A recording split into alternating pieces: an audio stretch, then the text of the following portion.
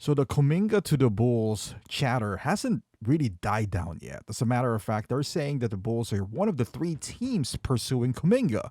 So today we're going to talk about some realistic packages that the Bulls can offer to the Golden State Warriors.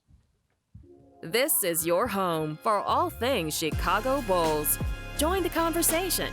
You're listening to Chicago Bulls Nation. What is going on, Bulls Nation? So like I said on the previous video, I am intrigued by the prospect of Kuminga to the Bulls, but that intrigue has a limit. I'm not willing to pay Kuminga more than, as a matter of fact, 25. I think 25 is the max. Maybe 28 is the max. 30 is if you are picking up Patrick Williams. I'll pay you 30 just to get Patrick Williams out of my hand. But with that being said, there are reports or suggestions like in Sports Illustrated where the proposed trade was Vucevic and Lonzo Ball and top pipe, a pick for Kuminga without even knowing the rules of a sign and trade. Keep in mind, on a sign and trade, Golden State can the incoming salary is only 50% of what Kuminga is going to sign for. So even if Kuminga signs for 30, ideally Golden State is only going to absorb 15. That is it. It's not dollar per dollar here. This is not a regular trade. This is a sign and trade. Now, Golden State could potentially, sign more. They're under, first apron, but not two players. That's just not going to happen. So we'll talk about some, potential trades here. And the first one that comes to mind is a 1-for-1 Kuminga for Vucevic. Now, maybe you'll attach a pick with Vucevic, maybe second rounders. I don't know how many second rounders the Bulls has, but I'm certainly not going to attach a first rounder here. Why? Because Vucevic is going to be a free agent at the end of the season. So there's really no incentive of just giving away Vucevic. Like, if you don't like Vucevic, fine, but he's going to be a free agent after the season. That means it's 20 million off your book. So you don't need to, attach assets just to get rid of him. You do that if you really value Jonathan Kuminga. But at that point, you are paying him, for example, 30 million and attaching a pick. I don't know about that. Like I said, I kind of like Kuminga in this team.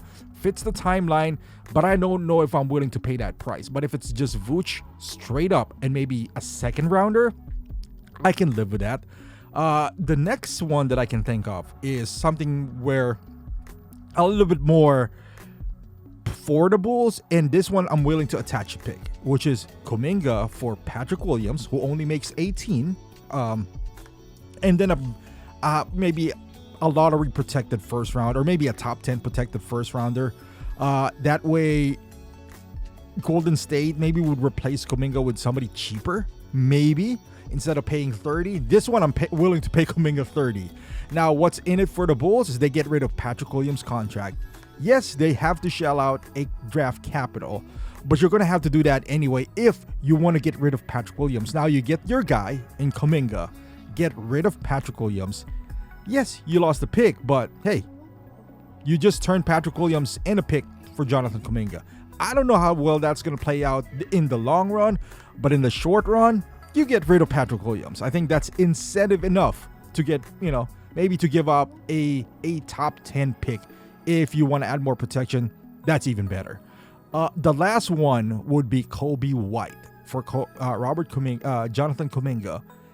And in this scenario, I'm pretty sure Golden State has to attach a pick, because right now Kobe White is a better player than Kuminga. That's not a question. Now, is Kuminga going to be a better player than Kobe White in the long run? Who knows? We don't know that. He might be. Kuminga could either be the next Sean Marion, which is not a bad comparison, or Aaron Gordon. So we can't attach a pick and Kobe White, because right after the season, Kobe White is looking good. He's trending up.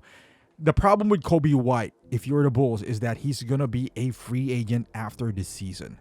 You might be priced out of him if you want to retain him. So you might as well get ahead of the curve rather than to lose him for nothing. in the free agency, because I can guarantee you Kobe White is not going to sign an extension right now. It doesn't make sense for him financially.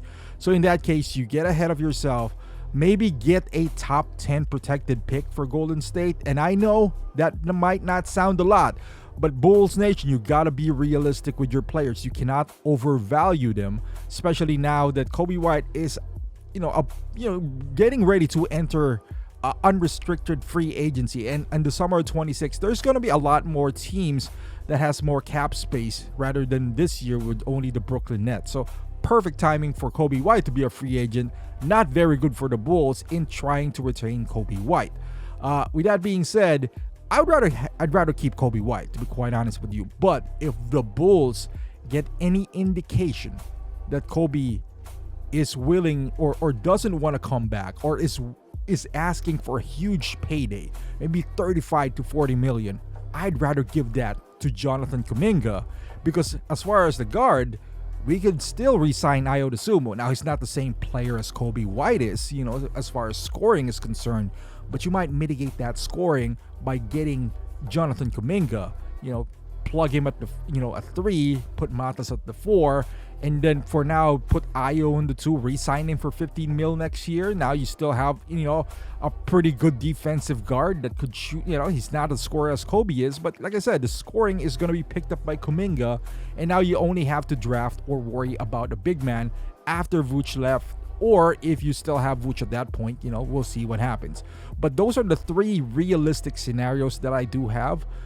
Might not sound sexy, especially for Golden State, but their options are very limited because of the sign and trade scenario that you have for Jonathan Kuminga. But let me know in the comments down below how you would play this out. I would love to hear your thoughts. Thank you for watching, and I'll see you guys in the next video.